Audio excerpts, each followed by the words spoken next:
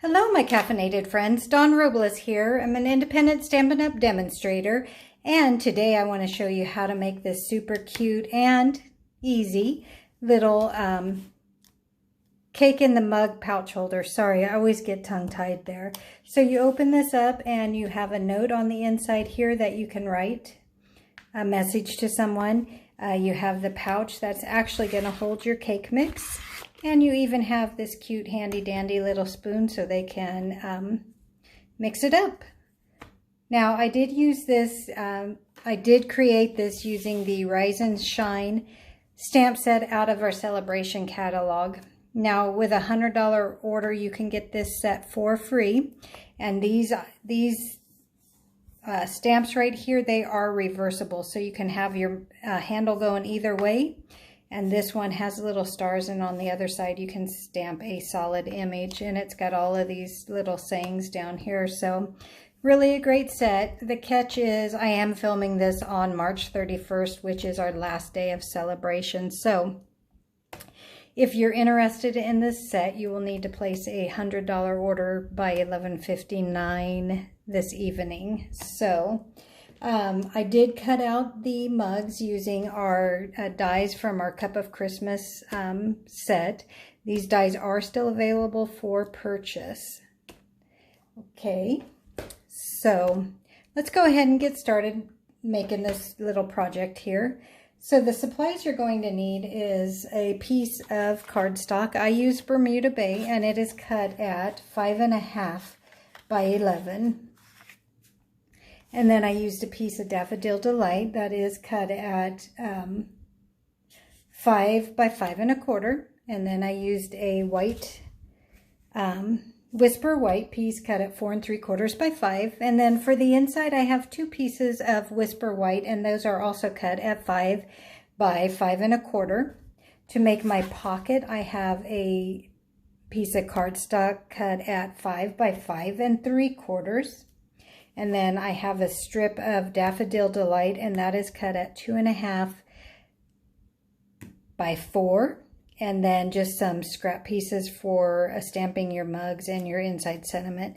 Now I did use the Truly Tailored punch, and I used a old stamp set that had the word cake, but you can actually use our letters in our annual catalog, and I cannot remember the name of it, but I will list it in the description below here. So I apologize for that.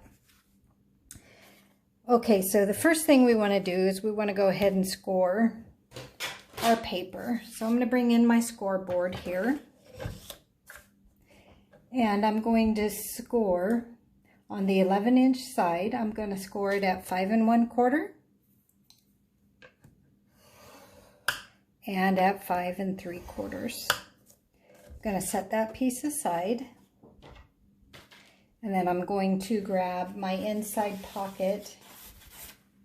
And then I'm going to score a 1/2 inch and 1 inch on 3/4, starting on the 5 3/4 side.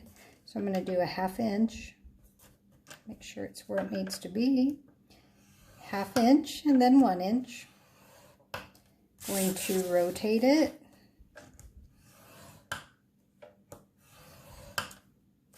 and then I'm going to rotate it again.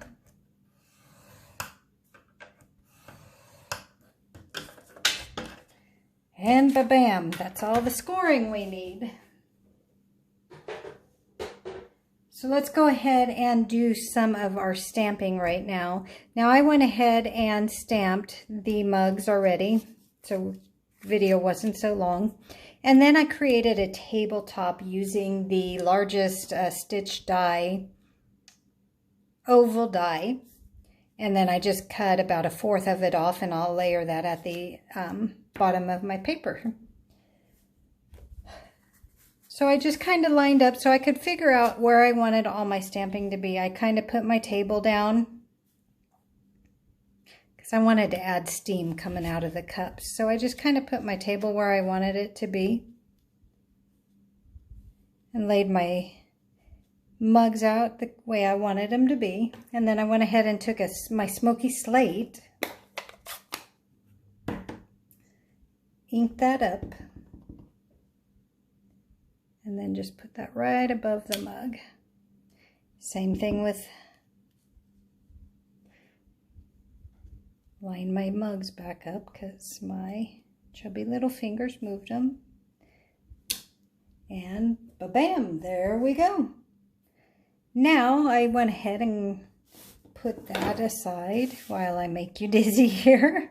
I went ahead and take my Bermuda Bay stamp set and I stamped the words, "You've got this, but first," most people say coffee, tea, but nope, I say, but first, cake. Okay, so I just lined that up where I want it to be, straight down, and I might have got it crooked. Give it a good press and pull straight up. It's a little bit crooked, but it'll do.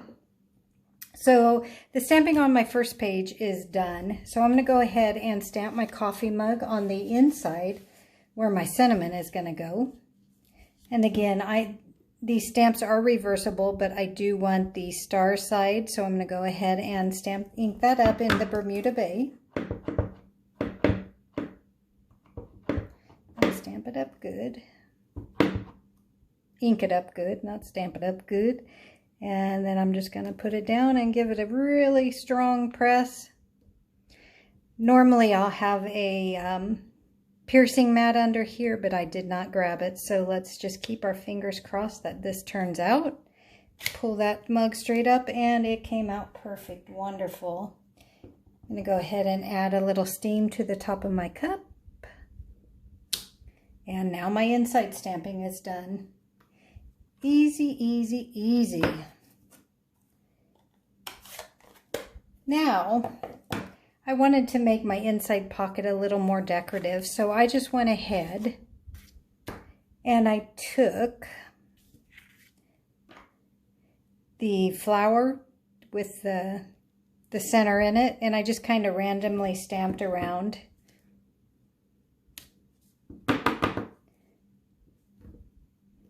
And give it a good press or you're going to get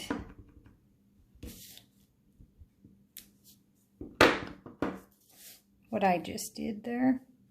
And just kind of move your paper. If you move your paper, you don't have to think about moving your stamp all the time.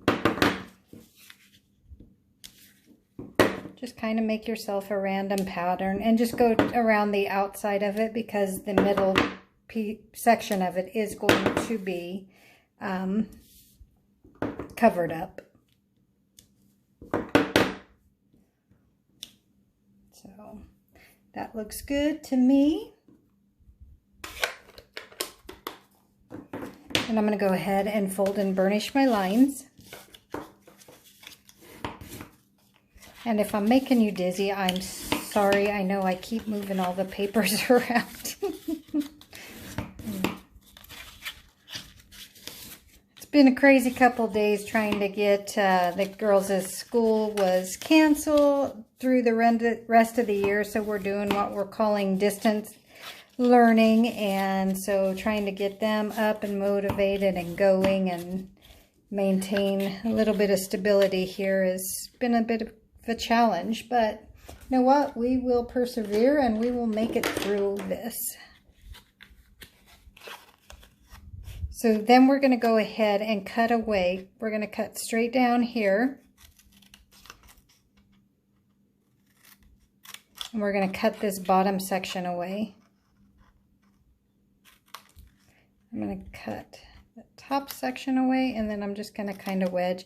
And in reality, you can actually take this piece all the way out. I just like that closed look. So when you fold it up, there's no hole. It's just closed. So, but that is totally up to you. Going to do the same thing on this side.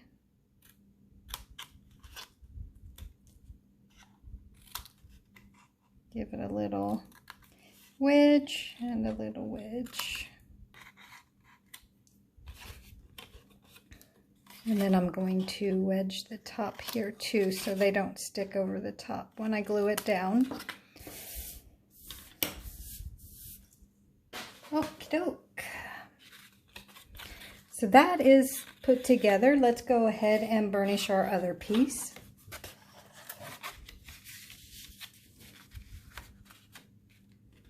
And I always recommend burnishing from the middle to the outside when you're folding your card base.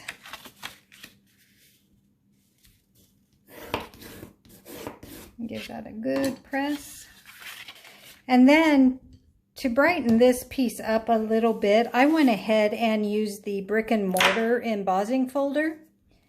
And I ran it through the Big Shot so it came out looking like this. So you have a little more dimension to the background. It needed a little something more, so I chose to use that one.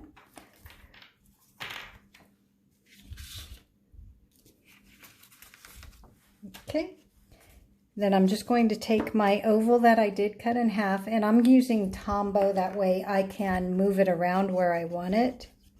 You can use snail or anything that you choose right here.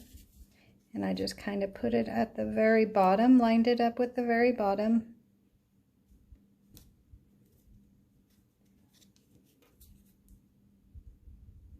See, it gives you a little bit of wiggle room, which is really good.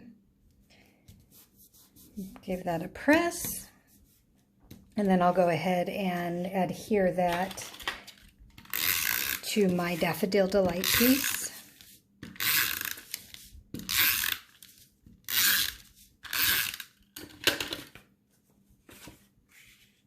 Bring that in.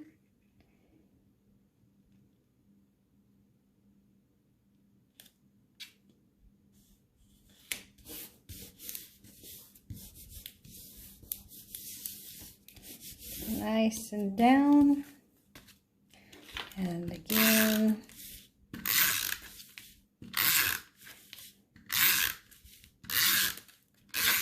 I use a lot of glue. I'm sure you don't need that much, but I tend to use a lot of glue. Open that up.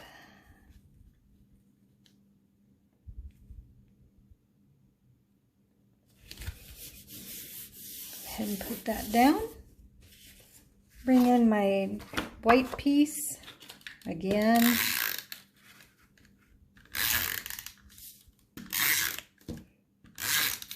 I guess you know when you get a card from me, it isn't going anywhere because there's a whole lot of glue on there.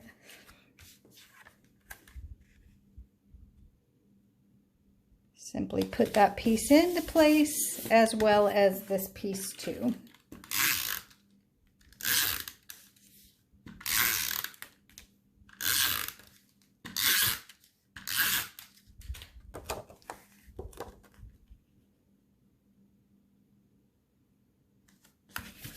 Okay, now we'll put the box together. I just went ahead and it needed a little something. It was a little bit plain. Uh-oh. I lost the word cake.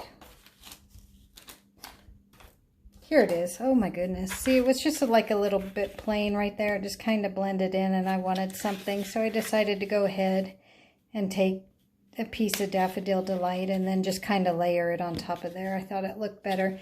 But I think this, I don't know about you guys, I think this needs a little oomph too. So let's go ahead and put some yellow Daffodil Delight flowers on there. Let me clean this real quick and get all that blue off. Grab my Daffodil Delight here. And just, again, do a little bit of random stamping.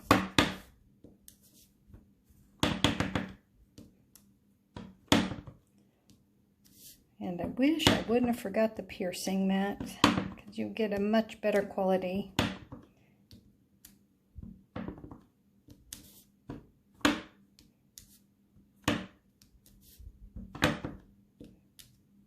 Let's see what it looks like. If not, we'll just turn it over and use the other side of the paper. Clean that up.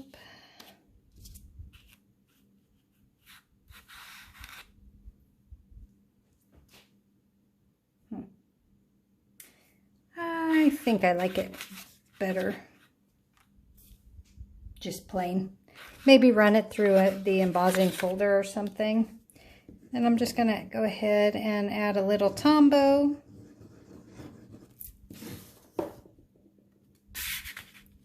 Go ahead and stick that piece right on down.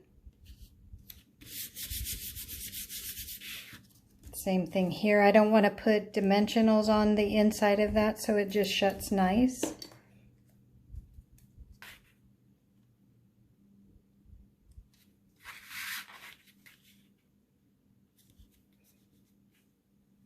Yeah, you definitely might want to use the subtle embossing folder on this or something just to give it a little depth. Or find your own deal. You might find something super cool. Share it with me, please. Then I'm just going to go ahead and take my tear and tape.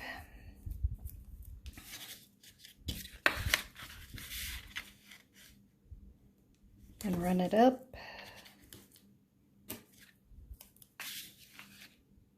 The sides. And on the bottom.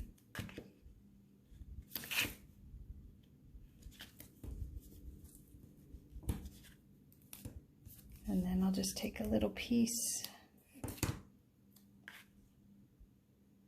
for the tab.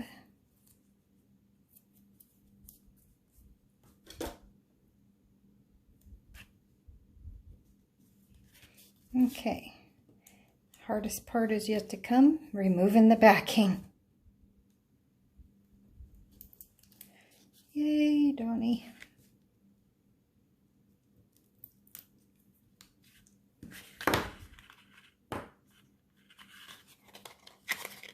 Then I'm just going to match those up, like so, like so.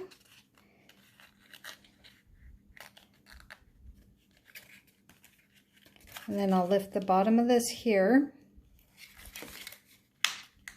and fold the top over on it. Okay. Maybe not okay. There we go.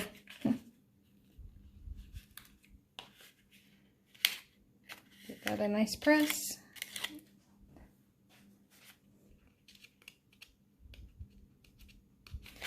I'll get it, I promise you.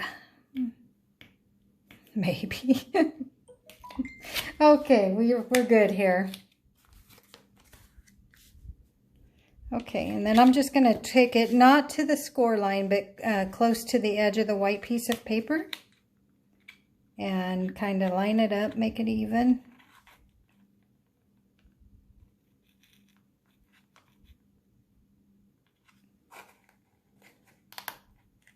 Where I want it, run my bone folder in there. There we go. Grab a cake mix because I forgot.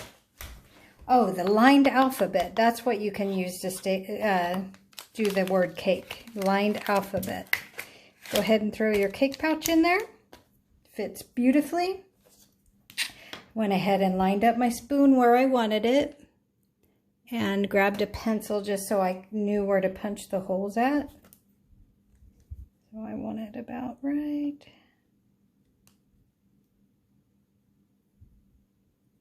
there. And then I just took my hole puncher and I punched a couple of holes.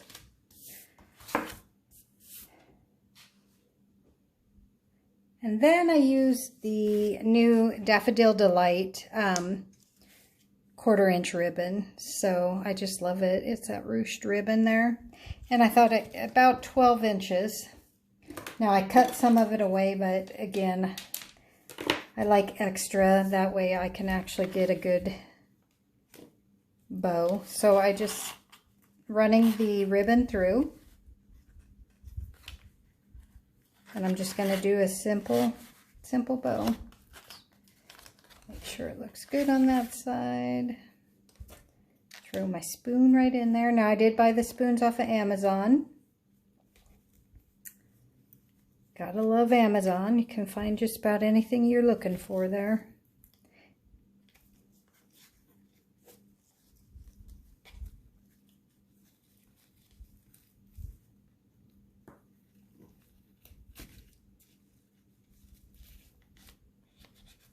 Did you see that, guys? I made a bow on camera.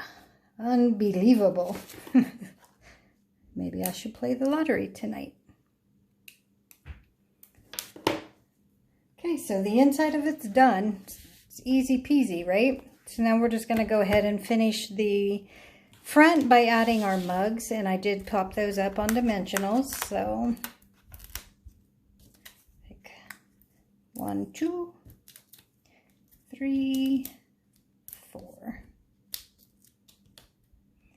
Take the backings off. And then just kind of position them.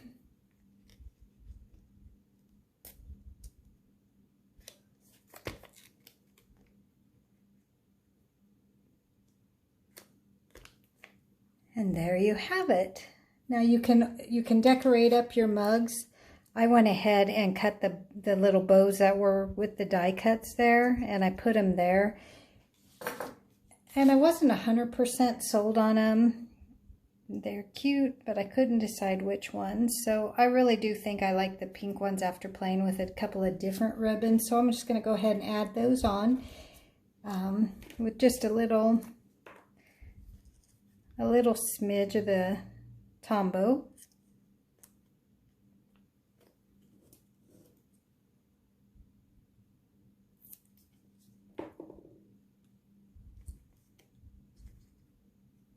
That one up there.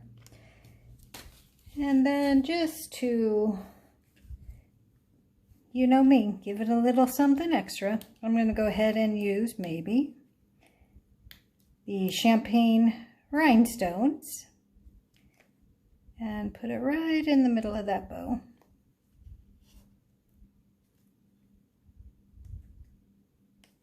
And there you have it. Cute little gift to give anyone. You can use your coffee mugs, and they have a coffee cake or a mug cake in there. So I hope you guys enjoyed this. If you don't have a demonstrator and you'd like one, you can always reach out to me. If you need a catalog, you can reach me at caffeinatedcraftlady.stampinup.net or caffeinatedcraftlady@yahoo.com. Guys, have a great week.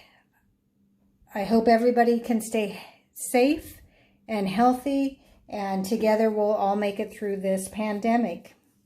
Thanks for tuning in, guys. I really, really appreciate it. See you soon.